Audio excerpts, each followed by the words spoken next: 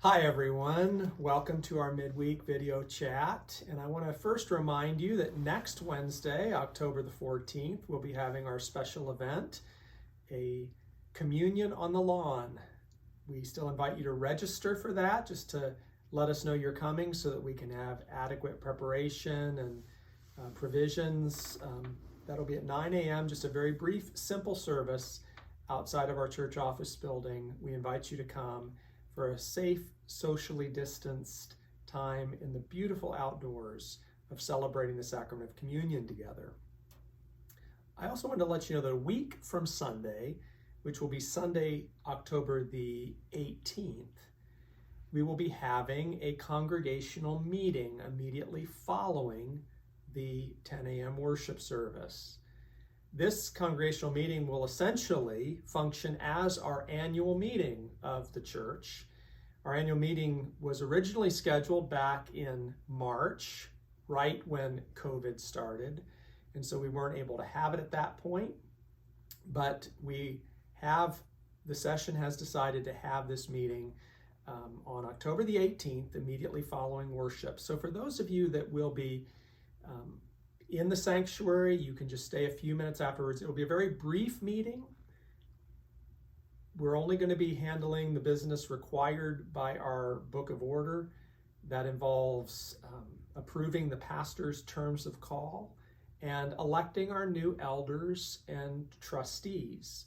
And you can read biographies of the elders and trustees who have been nominated in the annual report, which is attached to this email if you didn't receive it earlier. Again, I said if those of you that will be in church in person can obviously just stay for a few minutes after the worship service on the 18th.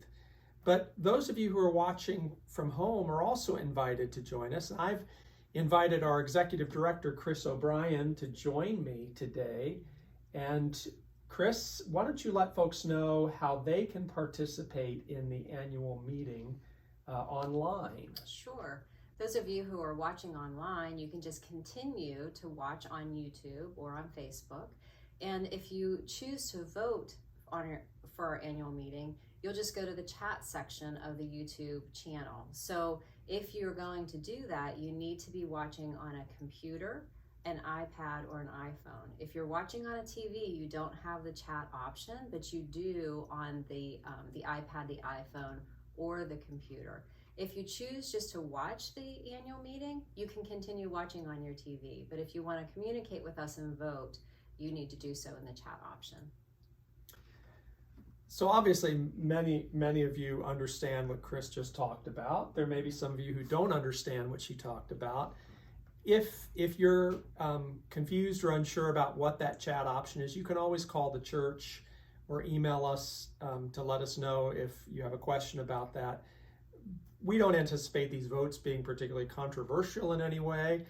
We just want to make sure that those of you who, however you're watching our worship service, can participate in hearing what's going on and celebrating the good work that God is doing. So I invite you to be in prayer for that. I invite you to join us this coming Sunday for our worship service, as I'll be finishing up the part of the Sermon on the Mount on the Beatitudes this coming Sunday, October the 11th.